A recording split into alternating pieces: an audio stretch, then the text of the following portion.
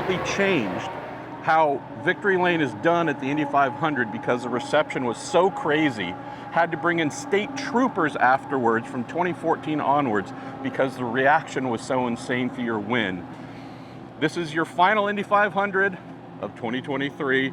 So I wanted to talk to you about your life and career and what this place has meant to you and give you all the love possible. So starting where you went into the absolute outer space of popularity and love.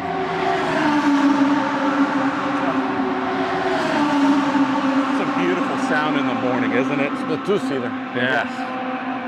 Let's go for a walk and talk about your life and career.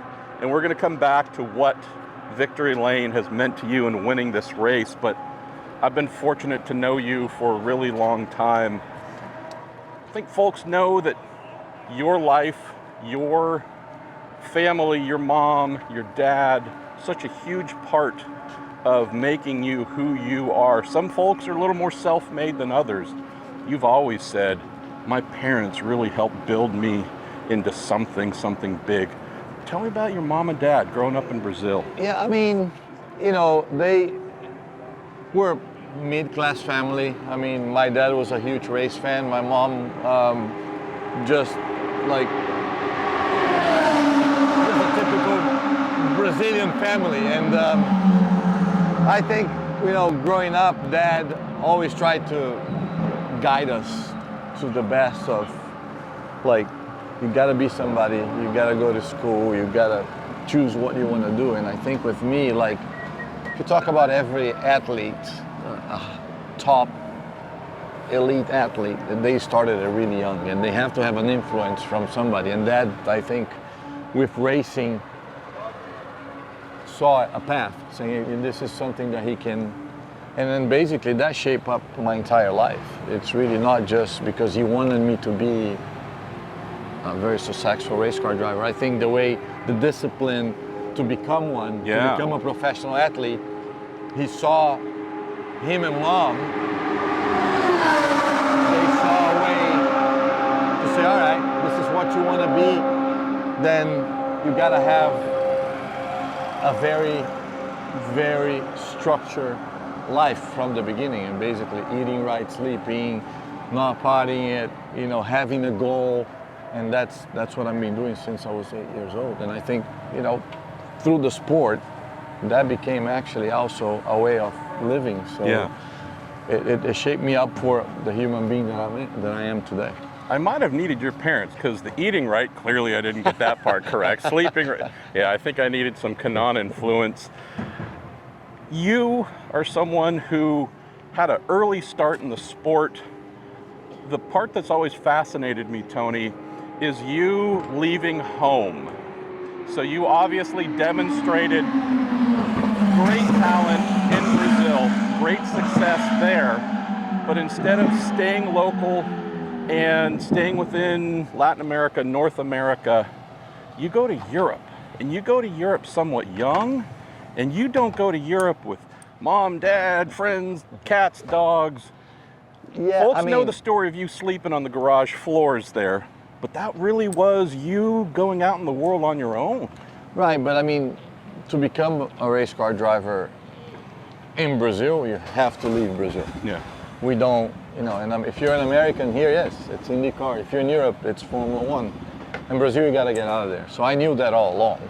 Obviously, it's huge. It's a huge change, right? You're 17, you don't speak the language, you're moving by yourself to a foreign country, you're gonna live in a race shop. So basically that actually, it was never a big deal to me, but it was a shock, it was a huge impact. But at the same time, it made me a lot tougher. It was like life trying to tell me, if that's what you really want, that's what you're gonna have to go through it. And if you go through that, I think you make it. And then many times, many days out of those 3 years that I was there, I thought about leaving. I thought about going home. You know, there are tough days. Yeah. When Friday nights, when all your friends are back home partying and hanging, and you're locked in a race shop with your video game, and you have to go to bed because then you have no friends around. sometimes, and life kind of tries you, right? Yeah. Are you sure you want to do this? So that just made me a lot stronger. I don't think I realized at the time how big deal that was going to be, preparing myself for all the next chapters of my life. Yeah. But for sure, that's what made me, because 3 years after that, I got a chance to come here, and then all over again. No friends. I did not speak the language. Yes. But then it's like you're doing it for the second time. No, It's like, I you know remember what? when you were like 10 words of English, Tony, and we You're loved correct. you. But that's what I'm saying. But I had done it 3 years prior to that. So it's like, well, can't be any worse. And we were 0 words of English Americans loving you in Indy Lights, so you were ahead of us. Again, it wasn't a big deal because that's what I was taught that I needed it to do. Yeah. And since as a little, any kid from Brazil, eventually, you know you're gonna have to leave the country Yeah. to pursue your dream. So it wasn't like, oh, surprise, now you're leaving. I want to ask 2 more things, Tony, because we could talk forever, and this isn't the last time we're going to talk. We'll look forward to your last Indy 500 next year, too.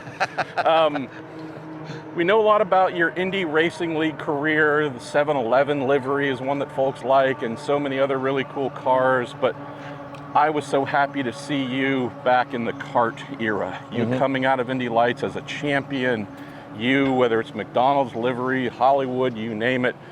For folks who don't know, tell them about kart cars with 1 million horsepower and grip for days. Anytime you mention kart to an old kart driver, they light up. Again, times have changed, things have happened, but and I'm pretty sure. I still have fun driving an IndyCar. Of course. But that car, man. You've been to the mountaintop, though. 1,000 horsepower, a big chassis, like fast. Like it would knock the wind out of you when you accelerated out of the pits. It was like, even like, I remember going, end of the season, you go home for 2 months, or, home, you go home, you go on vacation, and you come back for the first test of the year, and you leave the pits, and you go to release the pit lane speed limit, and your neck goes, whoa. That feeling, I feel like some of the young generation that are here today, they should, experience that. That should be part of ROP. That should be the first thing. And to be honest, those are my all-time favorite cars. It was never going to replace. And I still, if you go, guys, if you haven't seen a kart car, which I doubt it, you haven't. There's a channel called YouTube. Go exactly. But even those cars, look at those cars then. If you put them here today, they still look modern. Yes. They still look, so we were so far ahead. That was, I missed that. Let's talk about this place. You're not retiring as a race car driver, so I need to make that clear. Correct. Tony Kanaan's not finished driving. I'm hoping we're going to see you. Some plans with my boss, Zach Brown, to drive some things. Some amazing things, but also there's new GTP cars in the world. You've got Brazilian stock cars. Right. I'm hoping you're going to stay busy. SRX. Tell me about this place, though, Tony. You live nearby. You're familiar with the Indianapolis 500 and the Speedway here, but when I think of all the drivers who've won this race, who come back every year, you are among a couple at the top who are just infused with the meaning of the Brickyard. Before you won, after you won, your win, no joke, the most popular one I've ever seen. You get misty-eyed sometimes thinking about what this place has given you. Tell me about the feelings coming into what we're calling the last one at least. What are you feeling, bro? Gratitude. I think it's something that, think about it, it didn't start when I came here in '96. It started in 1985 with my dad. Yeah. So, and it became a beautiful story. And then I think, it's gratitude. Obviously, it's never easy to let something go that it was my entire life. Yeah. I'm 48, so it's been 40 years. Jeez. When did we get old? I know.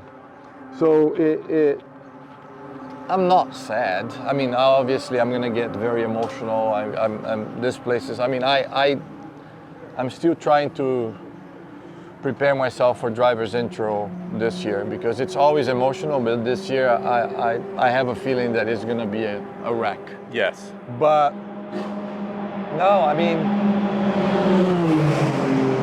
what can I say?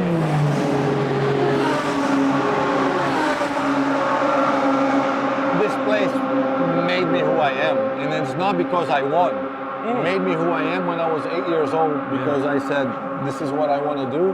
And when I was 13, I told my dad on his deathbed that this is the race I was going to win. So, and I think people know that, and people sympathize with that. And then my quest of 12 years trying with all the ups and downs, and then finally having it with a small team. I mean, somebody told me, do you realize that that is a movie, right? Yes. And I'm like, well, I don't know because I'm talking about my life, but I was talking to Lauren, my wife, the other day, and then if you look at the story, and I always said this place will pick the winner. Yeah. I think somehow, somewhere, way back then, when I expressed the desire to win the 500 as a little kid, this place decided, okay. He was listening. It's listening, so let's write a pretty cool story. And then it did a perfect one. My win, some people say, did it come too late? It came at the perfect time with the perfect people. Yeah. Everything was perfect. I remember Dan Weldon saying when he won for the first time, says, Tony, it's great. I mean, it's awesome, but I enjoy my second much better because I knew the meaning of it. He won in his first try. So maybe this place definitely had a nice script for me, and we'll put a little bit of it's not the end. It's to be continued. I love that. Final thing. Your son, Deco, your 29 other kids, some of them younger than others. The most fertile IndyCar driver ever, by the way. Do they grasp, are some of them old enough to grasp what's happening for dad and mom? Because this is a pretty big life transition coming. They do. I mean, Leo is 15. Leo has a baby board. It's the only kid that has that. He does it. He does. But the kids, I mean, Deco, Max, and Nina, they go 8, 6, and 4. But Deco does. Deco knows. And we live here now. I mean, everywhere we go. The other day, like my 6-year-old says, Dad, why everybody wants to take a picture with you outside the racetrack? Wow. Because for him here, it's... And then, and I'm glad that they all going to be here. They all going to enjoy this. Yes, do they understand completely, fully? Not just yet, but I think this will remember, this experience. And we talked about this at home. This month, we were going to do things a lot different as far as we're going to, if we need to pull them out of school a couple of days early and this and that, we're going to do that because I want them to experience, because this is the last time they're going to experience this way. Yeah. Yes, I'm still going to come to the speedway, I'm still going to bring them here, but not the way I've done it for the past 23 years. So they do, and hopefully they'll be proud. Our brother Tony, the last lap here, but also I think the words that I love most, to be continued. To be continued.